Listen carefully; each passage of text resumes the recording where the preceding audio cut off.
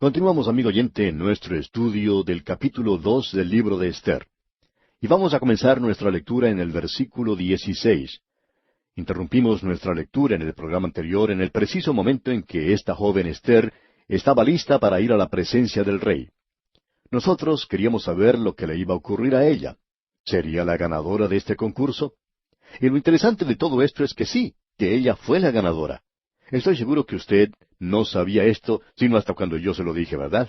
Muy bien, comencemos pues nuestra lectura de hoy en los versículos 16 y 17 de este capítulo 2 de Esther. Fue pues Esther llevada al rey Asuero a su casa real en el mes 10, que es el mes de Tebet, en el año 7 de su reinado. Y el rey amó a Esther más que a todas las otras mujeres, y halló ella gracia y benevolencia delante de él más que todas las demás vírgenes, y puso la corona real en su cabeza, y la hizo reina en lugar de Vasti. Así es que ella fue la ganadora. Nos volvemos a preguntar, ¿cómo llegó a ganar? ¿Fue acaso por casualidad o por accidente? No creemos que haya sido así, amigo oyente. Creemos que fue por la providencia de Dios Todopoderoso. Como veremos en el próximo capítulo, era esencial que Dios tuviera a alguien en esa posición para poder proteger a su pueblo, y esta fue la manera en que Él obró. Él nos da toda esta información, creemos nosotros, por esa razón y nada más. Esa es la explicación del por qué no vemos ninguna explicación espiritual en el primer capítulo, cuando fuimos introducidos en primer lugar a este gran palacio pagano y al banquete y a esa tremenda borrachera que tuvo lugar allí. No vemos ninguna significación espiritual en eso. Todo lo que vemos es que Dios va a controlar la situación. Dios, por medio de su providencia, controla al hombre aquí y también va a controlar a Satanás. Y eso debería servir de consuelo y de ánimo para los hijos de Dios hoy. Así es que Esther, pues, llega a ser la reina. Leamos ahora el versículo 18. Hizo luego el rey un gran banquete a todos sus príncipes y siervos, el banquete de Esther, y disminuyó tributos a las provincias, e hizo y dio mercedes conforme a la generosidad real. En otras palabras, él redujo los impuestos. Ella era tan hermosa, y él estaba tan contento con ella, que hasta redujo los impuestos de toda la gente. Quisiéramos que nuestros gobiernos tuvieran un concurso de esa clase, y que eso resultara en la reducción de los impuestos. Pero todo lo que hoy se hace es aumentar los impuestos y no reducirlos. Pero este rey aquí hizo eso. Ahora leamos los versículos 19 y 20. Cuando las vírgenes eran reunidas la segunda vez, Mardoqueo estaba sentado a la puerta del rey. Y Esther, según le había mandado Mardoqueo, no había declarado su nación ni su pueblo, porque Esther hacía lo que decía Mardoqueo, como cuando él la educaba. Este incidente que se menciona aquí es algo muy interesante. Esta joven llega a ser reina. Ella era hermosa y su belleza fue la que atrajo a este rey hacia ella. Y pensamos que aquí existe un gran contraste entre Esther, por ejemplo, y Ruth. En el libro de Ruth tenemos que Booz la amó a ella, pero no creemos que haya sido simplemente por su belleza. Pero en este caso sí, es en base a la belleza solamente. Lo interesante aquí es que Mardoqueo, quien había ocupado una posición insignificante en el palacio, ahora se encuentra a la puerta del rey. ¿Qué quiere decir eso? Pues bien, a la puerta del rey es donde tiene lugar el juicio. Usted recuerda que Lot, cuando se encontraba en Sodoma, se sentaba a la puerta. Él había llegado a ser un juez en ese lugar. Y aquí tenemos a Mardoqueo, y de pronto él deja esa humilde posición que tenía en el palacio, y llega a ser ahora un juez. Ha llegado a la Corte Suprema de Justicia, pudiéramos decir. En esos días, el tribunal no se encontraba en el centro de la ciudad como en la actualidad, sino que se hallaba a la puerta de la ciudad, por la sencilla razón que había un muro alrededor de la ciudad, y cada uno entraba y salía por ese lugar. Así que este era el lugar donde se congregaban, y ahora tenemos a este hombre Mardoqueo sentado a la puerta. Nos preguntamos, ¿cómo hizo Mardoqueo para llegar de pronto a ser juez cuando él antes había ocupado una posición bien insignificante? ¿Fue acaso por su habilidad? Pues podemos decir que él era un hombre que poseía bastante habilidad, pero no creemos que haya llegado a esa posición gracias a eso. Usted puede darse cuenta que Esther recién llega a ser la reina, y nos imaginamos que puede haber ocurrido algo así. Escuche usted. La reina está sentada al lado del rey cierto día. Se produce una pausa en los asuntos de la corte, y el rey comienza a conversar con ella. La reina entonces le dice, ¿Sabía que aquí en el reino había un hombre muy capacitado? En realidad, él es el que me ha criado y es un hombre muy bueno. Él puede llegar a ser un excelente juez si alguna vez se presenta la oportunidad. Y a esto el rey responde, bueno, eso es interesante. Precisamente ahora tenemos una vacante, ya que estamos expulsando a uno de esos jueces, y con mucho gusto lo nombraremos a este hombre como juez. Y de pronto, Mardoqueo se encuentra siendo elevado al cargo de juez. Ahora eso se conoce con el nombre de nepotismo, una forma de protección a parientes y amigos que aún hoy día se practica también. En cierta ocasión, un hombre fue elegido a una posición en el gobierno, y cuando sus amigos fueron a visitarlo, se dieron cuenta que toda la familia de este hombre estaba trabajando en su oficina. Cada uno de los miembros de la familia tenía un trabajo que hacer. Y hay muchos que obran de esa manera hoy. Creemos que es la naturaleza humana. Eso es interesante. Pero tenemos otro pequeño incidente que ocurre aquí que es más bien importante. Veamos lo que dicen los versículos 21 al 23 de este capítulo 2 de Esther. En aquellos días, estando Mardoqueo sentado a la puerta del rey, se enojaron Bigtán y Teres, 2 eunucos del rey, de la guardia de la puerta, y procuraban poner mano en el rey Asuero. Cuando Mardoqueo entendió esto, lo denunció a la reina Esther, y Esther lo dijo al rey en nombre de Mardoqueo. Se hizo investigación del asunto, y fue hallado cierto. Por tanto, los 2 eunucos fueron colgados en una horca. Y fue escrito el caso en el libro de las crónicas del rey. Ahora este incidente nos llama la atención. Este hombre Mardoqueo estaba sentado a la puerta cierto día. Las multitudes vienen y van por ese lugar. Él escuchó a 2 hombres que conversaban en voz baja.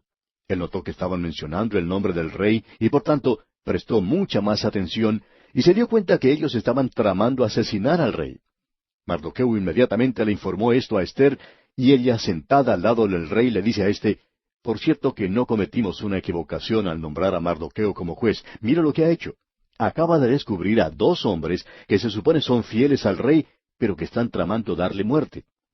Entonces el rey dice, pues bien, entonces le pediremos al servicio secreto que investigue este asunto. Y ellos investigaron y descubrieron que todo eso era verdad. ¿Y qué fue lo que sucedió? Pues bien, ellos arrestaron a estos hombres y no tuvieron uno de esos juicios largos donde se gasta el dinero de los contribuyentes, sino que el rey ordenó que se los ajusticiara inmediatamente. Por tanto, ellos murieron ahorcados. Creemos que eso ayudó a prevenir que otros tramaran la misma cosa. Por supuesto que en esos días esta gente no era muy civilizada y no toleraban estas cosas fuera de la ley, de manera que ejecutaban a los criminales inmediatamente. Lo que es importante para nosotros aquí es que esto fue escrito en las crónicas del rey. Pero no hubo ninguna mención allí de que se le había dado alguna recompensa a Mardoqueo porque él no había recibido nada por lo que había hecho. Nos imaginamos que él habría pensado muchas veces en esto y tal vez diría, bueno, le salvé la vida al rey y por lo menos podría haberme dado una felicitación o una medalla de cuero. Por lo menos merezco eso. Pero el asunto de la recompensa fue pasado por alto. ¿Por qué? Pues bien, como el resto de las cosas que están ocurriendo, Dios las está mencionando para dejarnos saber que Él está en control de todo. Dios, por medio de su providencia, está dirigiendo esto. Llegamos ahora al capítulo 3, y podemos darle como título Amán y el antisemitismo. Leamos el primer versículo de este capítulo 3 de Esther. Después de estas cosas, el rey Asuero engrandeció a Amán, hijo de Amedata, Agageo, y lo honró, y puso su silla sobre todos los príncipes que estaban con él. Aquí tenemos a este hombre llamado Amán. Él es uno de aquellos que por mucho tiempo ha llevado a cabo una campaña de antisemitismo. Esto tiene una larga vigencia, comenzando con el faraón de Egipto. Usted recuerda que él trató de eliminar a esta gente dando muerte a todos los primogénitos. Él pensó que de esta manera podría detener la explosión demográfica, pero el propósito era el de eliminar a la nación de Israel. Y aquí tenemos ahora a Amán. Y uno puede pasar a través de toda la historia de este mundo y puede encontrar una y otra vez que han existido intentos de eliminar a esta gente. Desde Amán hasta Hitler, y aún en el día de hoy, encontramos que hay naciones que están tratando de promover el antisemitismo entre ellos. Ahora Dios desde el mismo principio comenzó a proteger a este pueblo. Él lo tenía que hacer porque ellos eran los que tenían a su cargo su revelación. La revelación que Dios tenía para el hombre llegaría por medio de los judíos, así como el Salvador, el Mesías, también llegaría por medio de ellos. Y así ha sido. Dios le dijo a Abraham, bendeciré a los que te bendijeren, y a los que te maldijeren, maldeciré. Ahora, quiera usted esto o no, Dios ha cumplido eso. Eso ha sido cumplido literalmente a través de las edades. Dios fue un poco más allá en el tiempo de Isaías. Allá en el libro de Isaías, capítulo 54, versículo 17, dijo Dios, ninguna arma forjada contra ti prosperará, y condenarás toda lengua que se levante contra ti en juicio. Esta es la herencia de los siervos de Jehová, y su salvación de mí vendrá, dijo Jehová. Dios dijo, ninguna arma forjada contra ti prosperará. Muchas personas habían pensado que Hitler podía llegar a ser un dictador mundial, y por ese temor muchas naciones tomaron parte en la Segunda Guerra Mundial. Pero Dios intervino, Dios obró, Dios detuvo a esta gente. Detuvo a Amán y también detuvo a Hitler. Estamos comenzando a ver aquí por qué Dios motivó que Esther llegara al trono, porque si ella no hubiera estado en ese lugar, este Amán antisemita podría haber exterminado a este pueblo, porque esa era su intención. Ahora notemos lo siguiente. Este hombre Amán era llamado Agageo. Y si uno lee allá en el primer libro de Samuel, por ejemplo, se puede dar cuenta que en esa época los agageos eran los amalecitas. Los agageos provenían de la familia real. Dios le dijo a Saúl que tenía que matar a todos los amalecitas. ¿Pero qué fue lo que hizo Saúl? Le perdonó la vida al rey Agag. Hay muchas personas que piensan que hacer cosas así es demasiado cruel de parte del Señor. Pero usted puede apreciar que cuando el Señor manda hacer algo, que puede parecer cruel para usted y para mí, Él tiene una razón para hacerlo, y sabe algo que nosotros no sabemos. Hay algunas personas que parecen estar encontrando contradicciones en la Biblia y parecen ser tan inteligentes que aún creen saber más que Dios mismo, y que ellos saben algo que Dios no sabe, y que en la palabra de Dios se cometió alguna equivocación. El que podría cometer una equivocación aquí sería aquella persona que dijera, ¿no es una vergüenza que Dios dé un mandamiento como este de destruir a los amalecitas? Si Saúl hubiese obedecido a Dios y destruido a los descendientes de Agag, entonces no hubiera existido este hombre Amán. Opinamos que por lo menos unos 2 millones de personas murieron a causa de este hombre, a pesar de todo lo que se hizo por detenerlo. Muchos murieron a causa de su presencia. Así es que pensamos que si Saúl hubiera cumplido en su época el mandamiento de destruir a todos los agageos, entonces él hubiera salvado más vidas humanas. Hubiera sido algo bueno y no algo malo. Pero los críticos no parecen conocer lo que Dios conoce, y Dios conoce lo que el futuro depara. Pues bien, aquí tenemos a Amán. Él es un agageo y es un hombre de mucha habilidad. ¿Pero qué es lo que sucede? El rey lo coloca a él en una alta posición y lo pone, como dice aquí, sobre todos los príncipes que estaban con él. Y eso quiere decir que ahora él se ha convertido en el primer ministro y ocupa esa alta posición. Y dice en el versículo 2 de este capítulo 3 de Esther, y todos los siervos del rey que estaban a la puerta del rey se arrodillaban y se inclinaban ante Amán, porque así lo había mandado el rey. Pero Mardoqueo ni se arrodillaba ni se humillaba. El rey había mandado a decir que él tenía un nuevo primer ministro, que su nombre era Amán, y que él quería que todos se inclinaran ante éste y que reconocieran su posición. Y luego se nos dice aquí, pero Mardoqueo ni se arrodillaba ni se humillaba.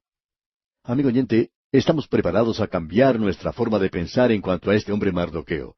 Ya hemos dicho que íbamos a hacer eso, y es exactamente lo que tenemos que hacer ahora, es decir, cambiar nuestra forma de pensar en cuanto a este hombre. Me siento como queriendo lanzar el sombrero al aire, si tuviera sombrero, por supuesto, porque este hombre se niega a inclinarse ante Amán, y esto parece ser algo bastante fuera de lo común. Pensamos que todas las demás personas que se encontraban en ese lugar se arrodillaban ante este hombre, se inclinaban hasta tocar el suelo, no simplemente inclinando un poco la cabeza, sino tocando el suelo prácticamente con la frente. Y aquí tenemos a este pequeño hombre que se mantiene erguido y que no se inclina ante Amán. ¿Y por qué no se inclina? Pues bien, este hombre fue criado bajo la ley mosaica y se le había dicho que no debía inclinarse ante nada, solo ante Dios. Dios era el único ante quien debía inclinarse. No tendrás dioses ajenos delante de mí, había dicho el Señor. Usted no tiene que inclinarse o adorar o hacer nada como esto. Así es que este hombre no lo iba a hacer. Debemos decir algo más sobre Mardoqueo. Mardoqueo y Esther no eran lo suficientemente fieles como para regresar a Jerusalén. Sin embargo, ellos estaban dispuestos a arriesgar su propia vida para poder salvar a su pueblo. Por tanto, Sentimos mucho haber dicho lo que dijimos antes sobre Mardoqueo. Usted y yo, amigo oyente, debemos reconocer lo siguiente. Tenemos que dejar que Dios determine quién es fiel. Nosotros no somos los que tenemos que determinar eso. Este hombre Mardoqueo ahora no está siendo un político muy hábil. Él no se está inclinando porque ha sido enseñado de cierta forma, y en esa enseñanza, aunque él está desobedeciendo a Dios al no haber regresado, en esa enseñanza se le dijo a él que no debía inclinarse ante nadie, solamente ante Dios. Y leemos entonces en el versículo 3, y los siervos del rey que estaban a la puerta preguntaron a Mardoqueo, ¿por qué traspasas el mandamiento del rey? Ellos le decían a Mardoqueo, bueno, estás haciendo algo tonto. Estás arriesgando tu posición y tu vida. Inclínate ante ese hombre. Pero Mardoqueo no quería hacer eso. Y ya podemos ver a este hombre Amán llegando al palacio todos los días, y toda la gente se inclinaba ante él, con excepción de Mardoqueo. Y vemos en el versículo 4, aconteció que hablándole cada día de esta manera, y no escuchándolos él, lo denunciaron a Amán para ver si Mardoqueo se mantendría firme en su dicho, porque ya él les había declarado que era judío. Hasta entonces, él no había revelado su nacionalidad, y finalmente le preguntaron, ¿por qué haces eso? Es una tontería, es algo absurdo. ¿Por qué no te inclinas? Y por fin él les dice, bueno, es que yo soy judío. Y en el momento en que él le dice eso, él hace público también su religión. Él adoraba al Dios único y verdadero. Él había sido enseñado lo que dice allá en Deuteronomio capítulo 6, versículo 4, donde leemos, Oye Israel, Jehová nuestro Dios, Jehová uno es. O sea, Jehová, el Dios plural, Jehová uno es. Él tenía que declarar esto al mundo de la antigüedad, al mundo de la idolatría, de la unidad de la deidad. En el día de hoy no estamos en un mundo de la idolatría politeísta de entonces. Sin embargo, estamos en un mundo de ateísmo. Y tenemos que declarar en el día de hoy la Trinidad, el Padre, el Hijo y el Espíritu Santo. Ahora, Mardoqueo en esta ocasión en particular ha tomado su posición y los demás saben por qué. Porque el judío de ese día era conocido en todas partes como aquel que adoraba al Dios único y verdadero. Leamos ahora el versículo 5. Y vio Amán que Mardoqueo ni se arrodillaba ni se humillaba delante de él, y se llenó de ira.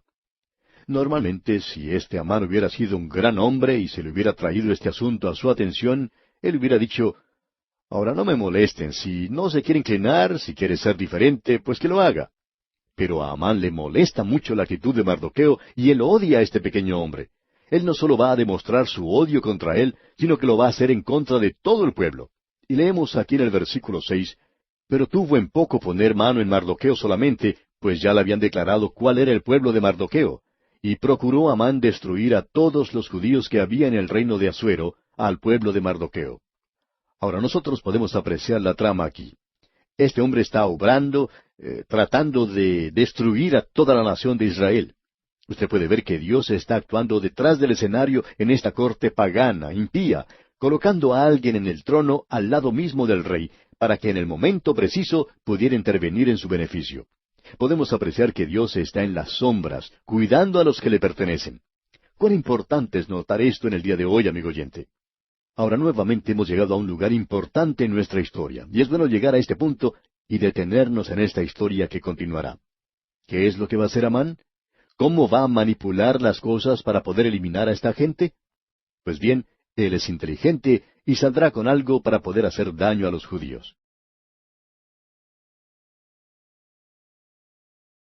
En nuestro programa anterior, amigo oyente, en el versículo 6 de este capítulo 3 del libro de Esther, nos encontramos con el villano de esta historia que estamos estudiando. Y ciertamente este hombre Amán es un villano.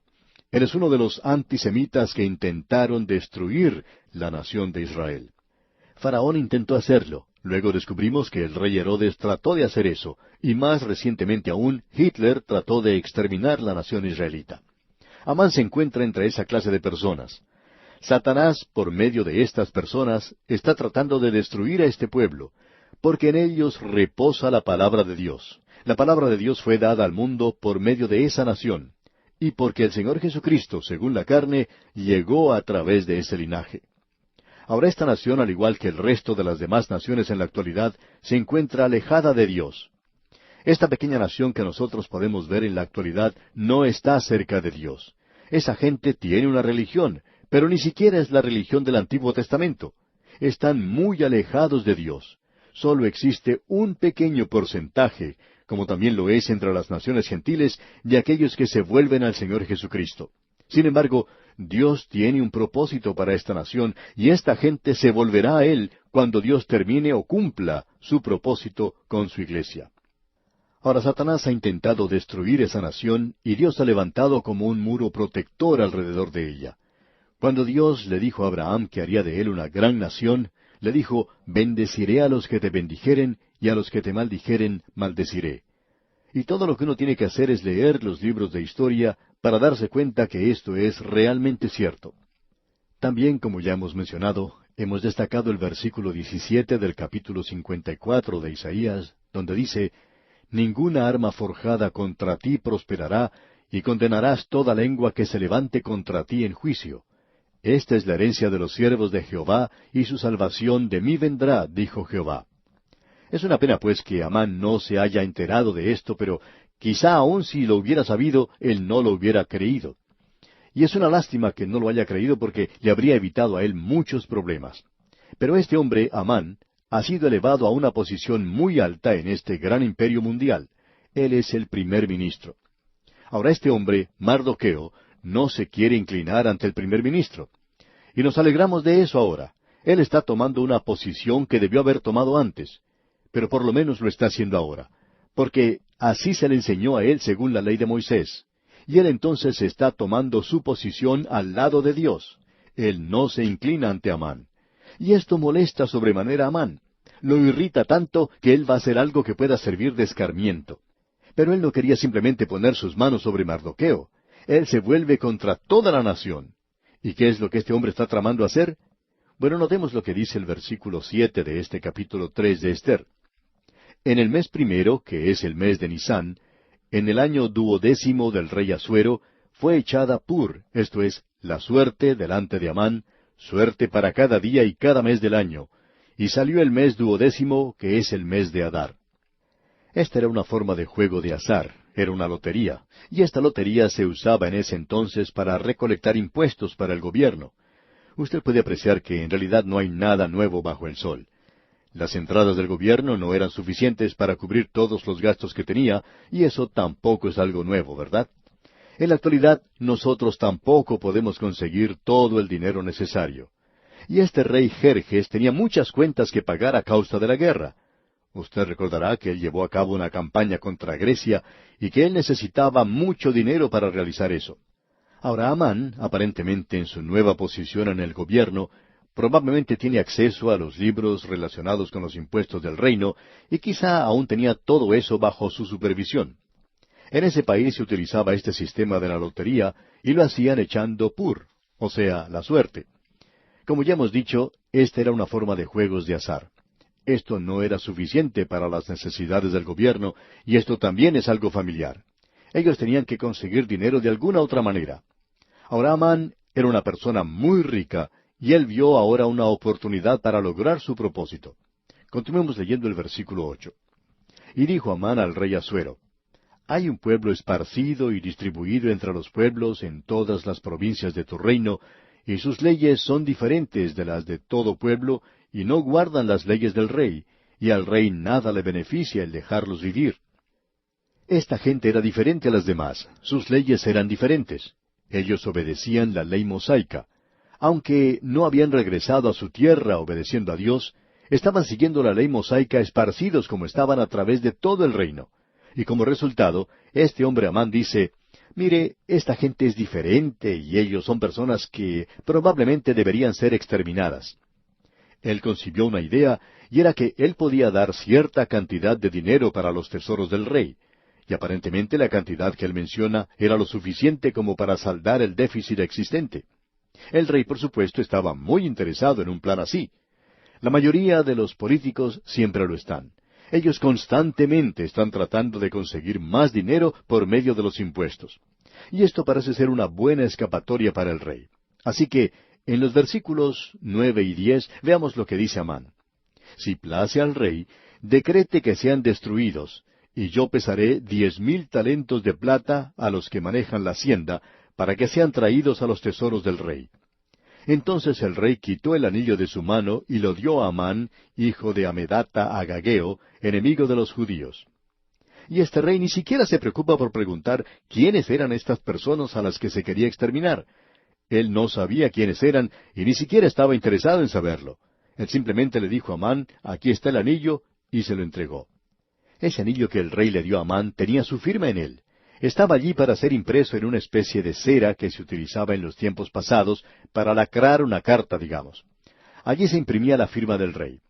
Es de notar que en esos días muy pocas personas sabían escribir, y quizá el rey mismo no lo sabía hacer, pero ese anillo era la firma del rey. Por tanto, él simplemente se saca el anillo de su mano y se lo entrega a Amán y le dice, cualquier cosa que quieras hacer para exterminar a esas personas, lo puedes hacer con mi autorización. Quizá alguien diga, bueno, esto es ciertamente algo que no muestra ningún interés o compasión por la vida humana. Pero, ¿espera usted, amigo oyente, que este rey muestre compasión por la vida humana? Él había disipado su riqueza, la riqueza de su reino, en una campaña guerrera contra Grecia. Existen diferentes opiniones en cuanto al número de personas que murieron en esa campaña, pero quizá haya alcanzado a unos 2 millones. Pero eso no le molestaba a él en lo absoluto. No le molestaba para nada que 2 millones de hombres hubieran sacrificado sus vidas por una equivocación suya. Ahora, de todos modos, él entrega su anillo a su primer ministro y Amán lo va a utilizar. Continuemos leyendo los versículos 11 y 12 de este capítulo 3 de Esther. Y le dijo, la plata que ofreces sea para ti, y asimismo el pueblo, para que hagas de él lo que bien te pareciere. Entonces fueron llamados los escribanos del rey en el mes primero, el día 13 del mismo, y fue escrito conforme a todo lo que mandó Amán, a los sátrapas del rey, a los capitanes que estaban sobre cada provincia, y a los príncipes de cada pueblo, a cada provincia según su escritura, y a cada pueblo según su lengua. En nombre del rey Asuero fue escrito, y sellado con el anillo del rey. Él lleva este mensaje a través de todo el imperio. Era un esfuerzo mayúsculo. Usted recordará que el imperio de los Medas y los Persas se extendía desde la India a través de Asia hasta el mar Mediterráneo. De allí continúa hacia Europa, incluye toda Asia Menor y alcanza hasta África a través de Egipto hasta Etiopía. Era un reino muy amplio. Y había gente allí que hablaba muchos idiomas, por lo menos 127. Pero uno también debe darse cuenta que había muchas tribus diferentes en estas provincias. No sé cuántas hayan sido ellas, pero cuando uno las pone todas juntas, se da cuenta que hay gran cantidad de idiomas. Y como resultado, este decreto, esta ley del rey, tenía que ser escrita en el idioma de todos esos pueblos. Esto es un proyecto del gobierno bastante grande. Así es que se llama a los escribas, y de seguro que para llevar a cabo los negocios de este reino en esos días era algo bastante complicado y vasto. Probablemente tendrían edificios por todas partes, y los escribas que podían traducir a esos idiomas se encontraban trabajando en uno de esos edificios. Se los llamó y se dedicaron a traducir ese decreto del rey a todos los idiomas que se hablaba en todo el reino. Luego tuvieron que hacer varias copias porque tenían que tener suficientes para alcanzar a toda la provincia. A las puertas se encontraban atados los dromedarios, los camellos, los burros y algunos mensajeros que corrían simplemente a pie. Todos estos mensajeros llegaban, tomaban las copias que les correspondía y salían en dirección a la ciudad que les tocaba. La gente que vivía en la capital, Susa, podía observar toda esta actividad y pensaba, bueno, está sucediendo algo que es de mucha importancia para la nación. Todo este movimiento en la ciudad capital les llamaba la atención. Y luego esa ley es publicada en la misma ciudad. Veamos el versículo 13. Y fueron enviadas cartas por medio de correos a todas las provincias del rey, con la orden de destruir, matar y exterminar a todos los judíos, jóvenes y ancianos, niños y mujeres, en un mismo día, en el día 13 del mes 12, que es el mes de Adar, y de apoderarse de sus bienes. Así era el decreto que estaba siendo publicado. Era un decreto antisemita de la peor clase. Esa clase de infección ha contagiado a toda la raza humana. Y su base es satánica. No interesa lo que usted pueda pensar de los judíos, amigo oyente. Pero usted y yo como creyentes no debemos tomar parte en ninguna clase de antisemitismo. Eso es satánico, no es de Dios. Después de todo, Dios es misericordioso y Él ha sido misericordioso con nosotros. Él será misericordioso con ellos. Prosigamos ahora con el versículo 14 de este capítulo 3 de Esther. La copia del escrito que se dio por mandamiento en cada provincia fue publicada a todos los pueblos, a fin de que estuvieran listos para aquel día. Usted se puede dar cuenta del efecto que esto había tenido sobre esta gente. Sigamos adelante ahora con el versículo 15. Y salieron los correos prontamente por mandato del rey, y el edicto fue dado en Susa, capital del reino. Y el rey y Amán se sentaron a beber, pero la ciudad de Susa estaba conmovida. La capital del reino, Susa, estaba perpleja. La gente de esa ciudad no podía comprender todo esto. Esta gente no era traidora, ellos no habían cometido ningún crimen. ¿Y por qué se debería tomar medidas tan extremas como esta, la de tratar de exterminarlos? Así es que, a través de todo el reino, los mensajeros del rey llevan este decreto. Cuando esta gente que vivía en la capital recibió primero la noticia, quedaron totalmente conmovidos. Pero eso no le molestó para nada al rey. Él y Amán se sentaron juntos y se pusieron a beber.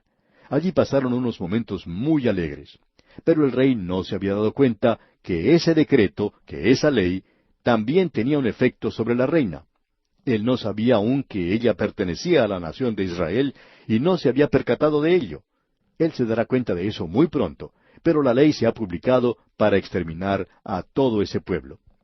Ahora, esa ley no puede ser cambiada. Ya hemos visto una ley que había apartado a la reina Vasti y que no podía ser cambiada, ni el mismo rey la podía cambiar. Ahora, esta ley que ha sido promulgada y aprobada con la firma del rey es la ley de los medos y los persas, y no puede ser cambiada. Ahora, ¿cómo puede Dios salvar a su pueblo? Tiene que haber otro decreto escrito por el rey. Alguien tiene que intervenir.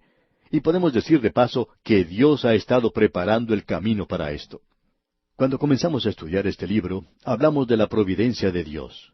Observamos lo que ocurría en un palacio pagano, donde una tremenda borrachera estaba teniendo lugar y donde varios miles de personas estaban participando de un banquete. Se nos reveló un escándalo en la familia del mismo rey cuando la reina no quiso obedecer la orden del rey y es puesta a un lado. Quizá alguien pregunte, ¿qué tiene que ver esto con lo que ocurre ahora? Amigo oyente, tiene mucho que ver. Dios está obrando. Dios está colocando en una posición al lado mismo del trono a una persona que será el medio por el cual esta gente puede ser salva. Y Dios lo hace por medio de su providencia.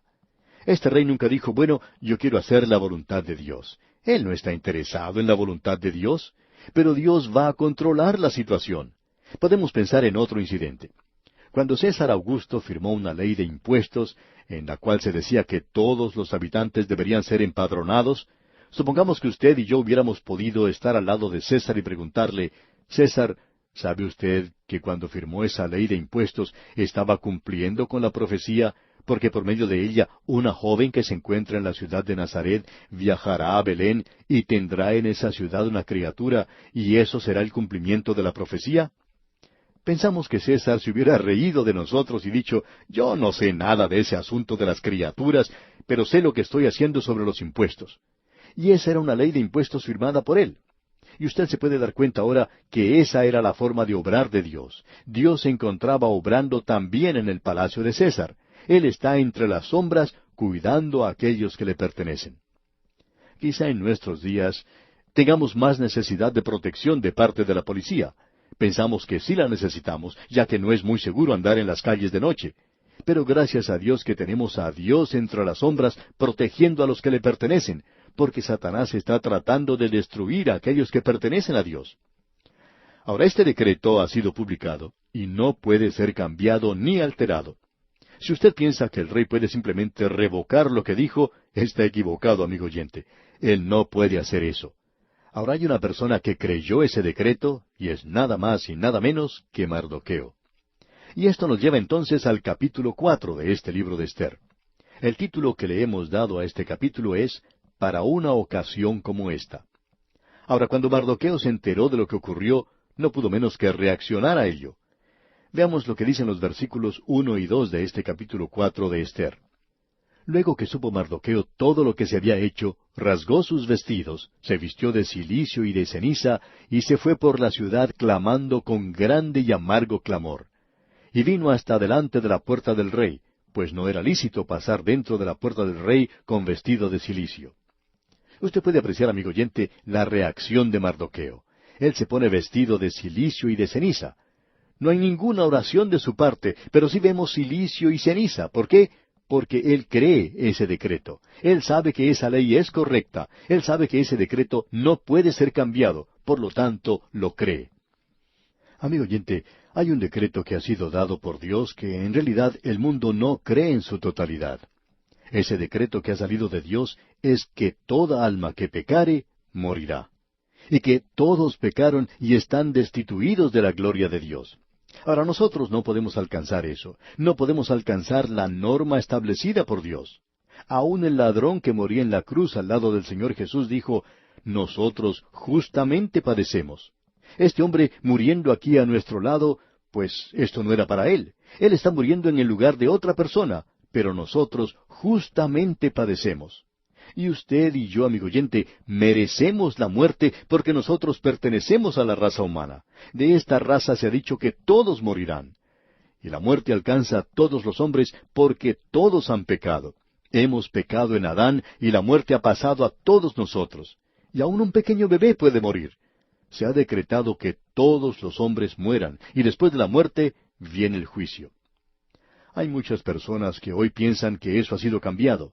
Ellos opinan que eso ha sido alterado. Piensan que de una manera u otra Dios va a llegar a ser un poco blando y sentimental y que Dios no será capaz de realizar ese propósito. Después de todo, Él ama a todos, ¿verdad? Y Él es así verdaderamente. No puede cambiar eso. Pero Él nunca lo va a salvar a usted por medio de su amor. Él lo salva por su gracia. Por gracia sois salvos, dice la Biblia. Ese decreto tampoco ha sido cambiado. Hay algunas personas que opinan que la Biblia dice que la gente no es pecadora. Y aquí debemos decir que sabemos que hay muchos maestros de colegios y de escuelas que son creyentes, pero hay muchos que no solo no son creyentes, sino que son ignorantes de la Biblia y dicen cosas como las que hemos mencionado. La Biblia dice que usted es pecador, y usted y yo, amigo oyente, pertenecemos a esa raza en la actualidad. Eso no ha sido cambiado. Si usted quiere una prueba de ello, amigo oyente, simplemente lea el periódico de hoy, y se podrá enterar de lo que ocurre en todo el mundo. Esas personas que allí son mencionadas no son niñitos de una escuela dominical que están mintiendo, que están robando, que están asesinando, que están asaltando a la gente en las calles. No hay ni siquiera seguridad para que una persona pueda andar tranquila por las calles hoy. ¿Por qué es eso? ¿Es acaso porque tenemos personas buenas y amables? No, amigo oyente. Todos somos pecadores. Cada uno de nosotros pertenecemos a esa raza. Y Dios dice que el alma que pecare, esa morirá. Amigo oyente, ese decreto nunca ha sido cambiado. Usted tiene que tener otro decreto para poder superarlo. Vamos a tener que ver eso en nuestro próximo programa. Ahora alguien quizá diga, bueno, ¿y quiere guardar la ley? Permítame decirle esto, amigo oyente. La Biblia dice, maldito todo aquel que no permaneciere en todas las cosas escritas en el libro de la ley para hacerlas. ¿Está usted preparado para decir que obedece toda la ley de Dios? Yo no creo que exista una sola persona hoy que pueda hacer una declaración así, a no ser que sea alguien completamente ignorante de lo que la palabra de Dios dice. Puede ser tan ignorante como los que mencionamos anteriormente, sobre esos maestros que dicen que la Biblia no enseña que la gente es pecadora. Pero eso es todo lo que la Biblia enseña. Esa es la razón por la cual Cristo vino a este mundo. Él dijo que vino a este mundo a salvar a los pecadores. Él dice, yo no vine a buscar a los justos, sino a buscar a los pecadores. ¿Sabe usted por qué Él dijo que no venía a buscar a los justos? Porque no hay ni siquiera uno. Él vino a buscar a la familia humana porque todos somos pecadores, y Él es el único que le puede ofrecer salvación en la actualidad. El Señor Jesucristo dijo, nadie viene al Padre sino por mí. Acuda pues usted a Cristo Jesús ahora mismo, amigo oyente, y sea salvo por Él.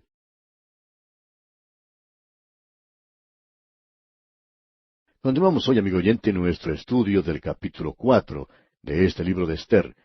En nuestro programa anterior vimos que un decreto se había publicado en el reino con la firma del rey Jerjes, es decir, el rey le había dado su anillo a su primer ministro Amán, y éste imprimió la firma del rey en la cera que se usaba para esos casos, y el decreto se publicó. Allí se decía que los judíos deberían ser destruidos. Ahora, en ese reino tendría que haber varios millones de judíos. Quizá podríamos estimar y decir que probablemente había unos 15 millones en esa época en el imperio de los medos y los persas. De llevarse a cabo esa matanza, tendría que haber sido algo terrible. También era algo sin necesidad y sin justificación.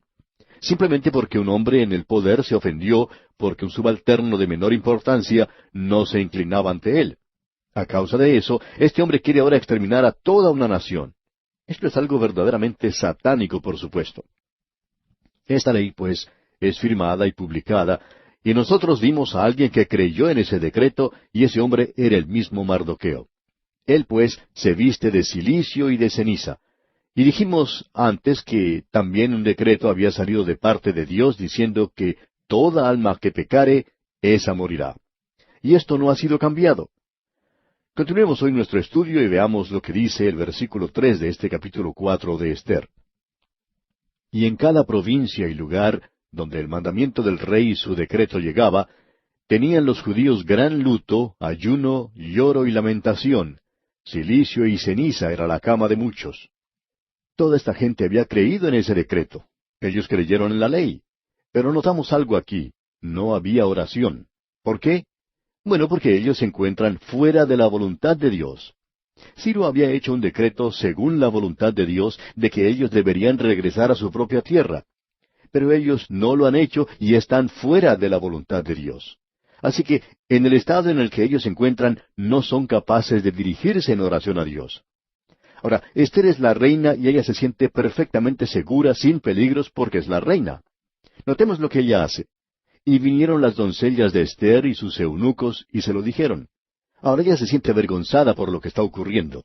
Su padre adoptivo está allá afuera vestido en cilicio y en ceniza, andando de un lado para otro, quejándose, lamentándose, llorando. Y ella está terriblemente avergonzada de todo esto. Entonces, ¿qué es lo que hace? La segunda parte del versículo 4 dice, Entonces la reina tuvo gran dolor, y envió vestidos para hacer vestir a Mardoqueo y hacerle quitar el cilicio, mas él no los aceptó. La reina Esther se sentía muy segura en su posición, de modo que ella le envía esta ropa a Mardoqueo. Tiene que haber sido ropa muy elegante, muy fina y costosa, de bellos colores. Ella quizá le había enviado alguna de las cosas de última moda que se encontraban en el reino en ese entonces. Pero usted puede apreciar que todos los colores hermosos y las ropas nuevas no pudieron cambiar el edicto del rey. Eso no cambiaría el decreto que ha sido publicado y no quita la mancha que estaba sobre ellos. ¿Sabe, amigo oyente, que en el día de hoy hay muchas personas que tratan con el pecado en muchas formas diferentes? Algunos tratan este sistema de usar ropas hermosas. Otros son como esa maestra que mencionamos en nuestro programa anterior, que decía que la Biblia no enseña que el hombre es un pecador.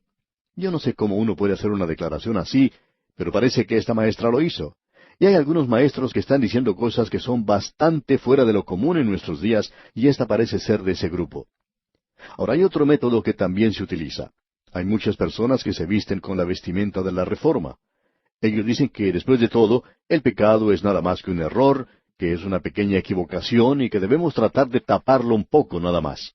Es algo que nosotros mismos podemos reformar. Ellos utilizan ese sistema, ese método. Alguien ha dicho que el púlpito moderno se ha convertido en un lugar donde un hombre indulgente se presenta ante un grupo de personas indulgentes y les dice que sean más indulgentes aún. Amigo oyente, yo no puedo pensar en una cosa más insípida hoy que esa. No nos sorprende, pues, que el mundo haya pasado de largo, haya dejado a un lado a la iglesia. Nosotros no necesitamos una reforma. Lo que necesitamos es una regeneración. Necesitamos nacer de nuevo. El hombre que visitó de noche al Señor Jesucristo, Nicodemo, era un hombre religioso. Pero el Señor le dijo que tenía que nacer de nuevo. Necesitamos una nueva naturaleza porque tenemos una naturaleza pecaminosa.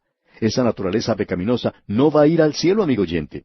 Usted tiene que ir al Señor Jesucristo, y si usted va al cielo, lo hará porque ha confiado en aquel que murió por usted, que ocupó su lugar y que ha pagado ya la pena del pecado. Usted lo puede obtener si lo quiere, pero tiene que aceptarlo. También hay otra forma de ropas alegres que la gente usa y que se llama educación. Ellos dicen que el pecado es egoísmo, que uno tiene que educar a las personas y entrenarlas bien. Pero observe usted en su propio hogar. Si usted es padre de familia y tiene niños, notará que algunas veces cuando usted trae caramelos para sus niños, Usted le dice al niño mayor que tiene que compartir sus caramelos con su hermanita.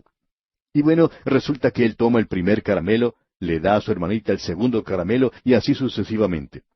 Pero resulta que muchas veces él toma el último caramelo también. Y claro, la niña entonces resulta protestando por esto. De modo que usted como padre interviene una vez más y decide poner una regla de que en unas ocasiones el hermanito mayor comparte los caramelos y en la próxima ocasión la hermanita comparte los caramelos.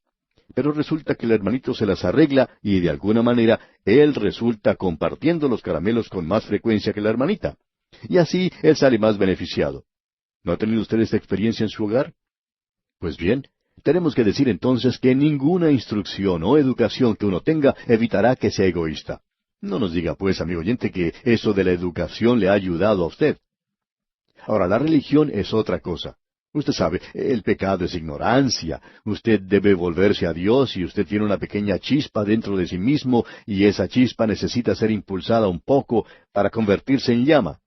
Amigo oyente, hay personas que cambian tanto las cosas que terminan diciendo que el pecado es algo bueno. Y eso es lo que finalmente las religiones terminan por decir. Debemos decir que usted necesita una nueva vestimenta. Usted necesita la justicia de Cristo. Y esta es la única cosa que le permitirá a usted estar ante Dios. Así es que este hombre Mardoqueo no quiere aceptar las ropas nuevas que le envía su hija que está en el trono, la reina. Y cuando él le envía a ella las ropas de regreso, ella se da cuenta que hay algo que es bastante serio aquí. Esto no era alguna cosa pasajera. Leamos el versículo 5 de este capítulo 4 de Esther. Entonces Esther llamó a Atac, uno de los eunucos del rey, que él había puesto al servicio de ella, y lo mandó a Mardoqueo con orden de saber qué sucedía y por qué estaba así. Ella quería conocer la respuesta a alguna de sus preguntas. ¿Cuál había sido la causa para que él se vistiera de cilicio y de ceniza? ¿Y por qué lo estaba haciendo? Ella quería saberlo. Y leemos entonces en el versículo 6, Salió pues Atac a ver a Mardoqueo a la plaza de la ciudad, que estaba delante de la puerta del rey. La reina no podía haber hecho eso, como nos podemos dar cuenta. Y allí estaba pues Mardoqueo delante de la puerta del rey. Y veamos ahora los versículos 7 al 9. Y Mardoqueo le declaró todo lo que le había acontecido, y le dio noticia de la plata que Amán había dicho que pesaría para los tesoros del rey, a cambio de la destrucción de los judíos. Le dio también la copia del decreto que había sido dado en Susa, para que fuesen destruidos, a fin de que la mostrase a Esther y se lo declarase, y le encargara que fuese ante el rey a suplicarle y a interceder delante de él por su pueblo. Vino Atac y contó a Esther las palabras de Mardoqueo. Así es que Mardoqueo le envía a Esther una copia del decreto que había sido publicado, y él le dice al mensajero que la reina le había enviado, llévele eso a ella y que la reina lo lea bien. Y amigo oyente, Dios nos ha dado su palabra. Y nos gustaría que esta maestra que mencionamos antes, que decía que la Biblia no indicaba que el hombre era un pecador, nos gustaría que ella leyera la Biblia. No le haría ningún daño el leer la Biblia. Si usted, amigo oyente, lee la Biblia, usted se dará cuenta que Dios le dice directamente que usted es un pecador o una pecadora. El decreto se encuentra en la palabra de Dios. Así es que se le lleva ese mensaje a la reina Esther, y veamos lo que dicen los versículos 10 y 11 de este capítulo 4 de Esther. Entonces Esther dijo a Atac que le dijese a Mardoqueo, Todos los siervos del rey y el pueblo de las provincias del rey saben que cualquier hombre o mujer que entra en el patio interior para ver al rey sin ser llamado, una sola ley hay respecto a él: ha de morir, salvo aquel a quien el rey extendiera el cetro de oro, el cual vivirá. Y yo no he sido llamada para ver al rey estos 30 días. En otras palabras, a nadie se le permitía llegar a la presencia del rey sin antes haber solicitado una cita con él. Si uno lo hacía sin autorización previa, pues uno podía morir. Ahora ella está dejando el asunto bien en claro al decir, salvo aquel a quien el rey extendiera el cetro de oro, el cual vivirá. Y si el rey se quedaba allí sentado, sin levantar ese cetro de oro que tenía en sus manos, y alguien entraba a ese lugar, esa persona sería ajusticiada sin lugar a dudas. Lo hubieran quitado de ese lugar y ahorcado, y el rey ni siquiera tenía que haber abierto su boca. Todo lo que él tenía que hacer era permanecer sin levantar ese cetro de oro que tenía en sus manos. Y luego ella continúa diciendo, y yo no he sido llamada para ver al rey estos 30 días. En otras palabras, yo no sé lo que está ocurriendo. Yo no sé si debería presentarme ante el rey o no. Ahora Mardoqueo le presenta a Esther las cosas tal cual son. Escuche lo que dice aquí en los versículos 12 y 13. Y dijeron a Mardoqueo las palabras de Esther. Entonces dijo Mardoqueo que respondiesen a Esther, no pienses que escaparás en la casa del rey más que cualquier otro judío. Simplemente porque te encuentres en el palacio del rey y seas reina, Esther, no pienses que eso evitará que tú también sufras lo que se indica en este decreto, porque esto alcanza a todos los judíos. Ahora usted debe recordar que había otra reina antes y que se había publicado un decreto contra ella y que se la había quitado de su lugar. Ella había sido puesta de lado, y Esther puede aprender de esto y tomar nota de ello. Podía ser una lección para ella, si llegara a creer que ese decreto la iba a proteger, porque ella está equivocada. El decreto decía que todos los judíos debían morir, y ella debería morir también. Y Mardoqueo, pues, explica esto de una manera muy clara para Esther. Luego él continúa diciendo aquí en el versículo 14, en la primera parte, porque si callas absolutamente en este tiempo, respiro y liberación vendrá de alguna otra parte para los judíos. Ahora debemos hacer una pausa aquí por un momento. ¿Cuál otro lugar? ¿De qué otra parte? Nos hubiera gustado mucho haberle hecho esa pregunta directamente a Mardoqueo. ¿De qué otro lugar, Mardoqueo, podía llegar esta liberación? ¿Llegaría la liberación del norte? ¿O del este? ¿O del sur? ¿O del oeste? De ningún otro lugar. Este rey es un gobernante que tiene muchísimo poder, es un dictador, y no hay ninguna otra persona en la faz de la tierra que la pudiera liberar. ¿Y quién va a liberar a esta gente? Pues bien, él le dijo, Esther, tú estás en una buena posición.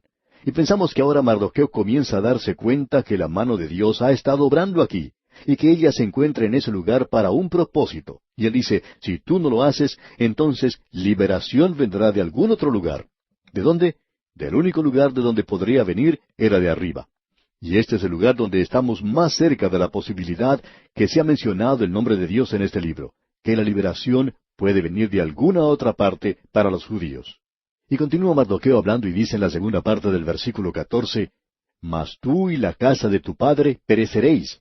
¿Y quién sabe si para esta hora has llegado al reino? ¿Quién sabe? Pues bien, Dios por medio de su providencia ha estado obrando. Eso ahora es algo bastante obvio. Él ha preparado todos estos acontecimientos. Dios sabe lo que vendrá.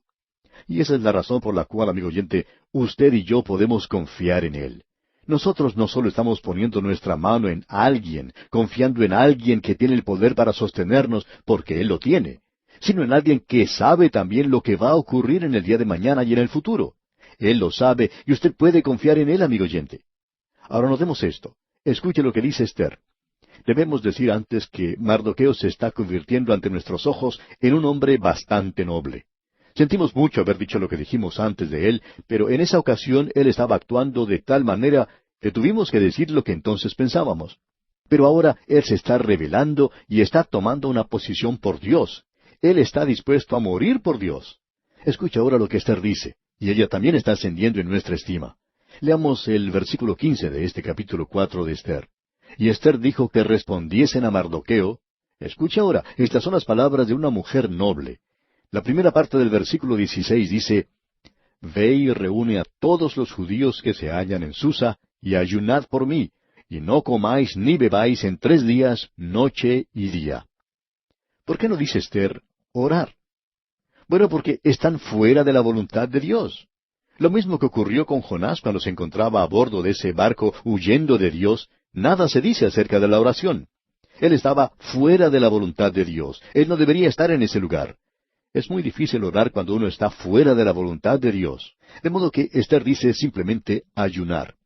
Pensamos que la oración debería acompañar esto, pero aquí no es mencionado. Ella no se atrevería a mencionar esto. Luego Esther dice, yo también con mis doncellas ayunaré igualmente, y entonces entraré a ver al rey, aunque no sea conforme a la ley. Y escuche lo que dice entonces, y si perezco, que perezca. O sea que ella está dispuesta ahora a morir. Debemos decir que ella ahora muestra que es una persona muy noble, y que cuando está fuera de la voluntad de Dios, ella ahora va a ser fiel. Y nuevamente tenemos que decir, dejemos, amigo oyente, usted y yo, que Dios determine quién será fiel y quiénes son los fieles. Muchos de los creyentes en nuestros días están tratando de juzgar a los demás. Sigamos adelante ahora con el versículo 17 de este capítulo 4 de Esther. Entonces Mardoqueo fue e hizo conforme a todo lo que le mandó Esther. ¿Qué es lo que va a ocurrir ahora? Bueno, vamos a verlo ahora al llegar al capítulo 5. Y llamamos a este capítulo el cetro de la gracia. Notemos lo que dice el primer versículo. Aconteció que al tercer día se vistió Esther su vestido real, y entró en el patio interior de la casa del rey, enfrente del aposento del rey. Y estaba el rey sentado en su trono en el aposento real, enfrente de la puerta del aposento. El rey se encuentra en ese lugar llevando a cabo algunos de los asuntos del reino. Se encuentra aparentemente en un lugar parecido a una plaza o un patio, quizá una zona abierta en un lugar del palacio. Y en este lugar se encuentra la corte del rey. Y toda la gente en ese lugar se encuentra muy elegantemente vestida. Hay mucho color, las marquesinas y los toldos, los tapices, el oro y la plata, el mármol hermoso, todo esto se encuentra en ese lugar y el rey está sentado en su trono. Y esta joven aparece en ese lugar, quizás saliendo de una de las alcobas o de detrás de una de las grandes columnas, y se presenta vestida con su ropa real. Debemos decir aquí que ella era hermosa. En realidad nos hubiera gustado verla. Ella era realmente una belleza. Y notemos lo que ocurre aquí en el versículo 2. Y cuando vio a la reina Esther que estaba en el patio, ella obtuvo gracia ante sus ojos. Y el rey extendió a Esther el cetro de oro que tenía en la mano. Entonces vino Esther y tocó la punta del cetro. Menos mal que le extendió el cetro hacia Esther, porque si el rey no lo hubiera hecho, existía una ley que decía que ella debería morir. Pero él no permitirá que esa hermosa reina sea ejecutada. Así es que él le extiende su cetro. Amigo oyente, Dios ha extendido su cetro hacia nosotros hoy, su cetro de gracia, y Él simplemente le está diciendo que se acerque y que lo acepte. Simplemente extienda su mano por medio de la fe y acepte lo que Él le está ofreciendo. Él no lo hace porque seamos hermosos. Quizá usted lo sea, amigo oyente, pero yo ya me he mirado en el espejo. Yo no soy hermoso. Por tanto, Él no nos está salvando porque seamos hermosos. Ni siquiera somos hermosos por fuera, y menos aún por dentro. Somos terriblemente feos, porque del corazón del hombre, dice el Señor, salen los malos pensamientos. ¿Qué es lo que sale de allí? Los pecados más terribles que uno puede imaginar. ¿Y desde dónde proceden? Del corazón del hombre. Estamos oyendo muchas cosas en nuestros días sobre la polución del ambiente y de la ecología, y nosotros estamos de acuerdo con eso. Pero lo que nos gustaría hacer a nosotros es comenzar por el lugar donde comienzan los problemas, y es el corazón humano. Eso es algo que está muy lleno de polución en la actualidad. Y lo único que uno puede hacer es acercarse y tocar el cetro de la gracia que Dios nos está extendiendo, porque Él nos salva por medio de su gracia. Ahora quisiéramos que usted se dé cuenta de lo que hizo el rey en esta ocasión. Eso es algo maravilloso, verdaderamente hermoso. El rey tiene que haber amado a Esther. Escuche lo que dice aquí el versículo 3 de este capítulo 5 de Esther. Dijo el rey: ¿Qué tienes, reina Esther, y cuál es tu petición? Hasta la mitad del reino se te dará. ¿Qué es lo que está haciendo el rey? Pues simplemente esto. Él se ha dado cuenta que ella no ha llegado allí por alguna cosa insignificante. Ella no ha llegado a ese lugar para pedirle dinero para comprarse un sombrero nuevo. Tampoco se ha acercado para sugerir que salgan a comer esa noche a algún restaurante cercano.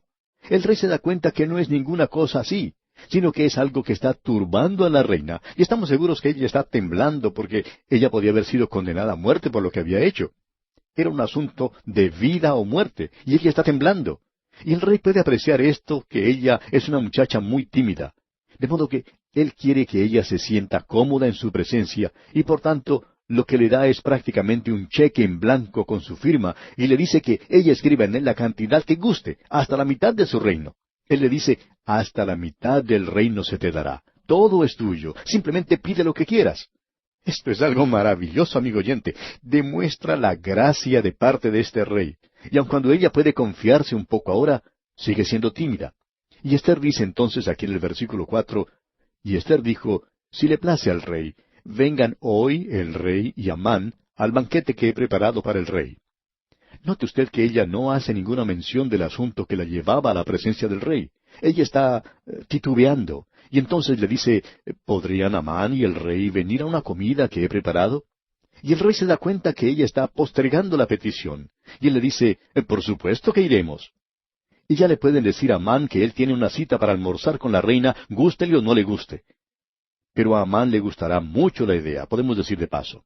Y vamos a detenernos aquí por hoy, amigo oyente, para continuar, Dios mediante, en nuestro próximo programa con el estudio de este libro de Esther, una historia bíblica apasionante.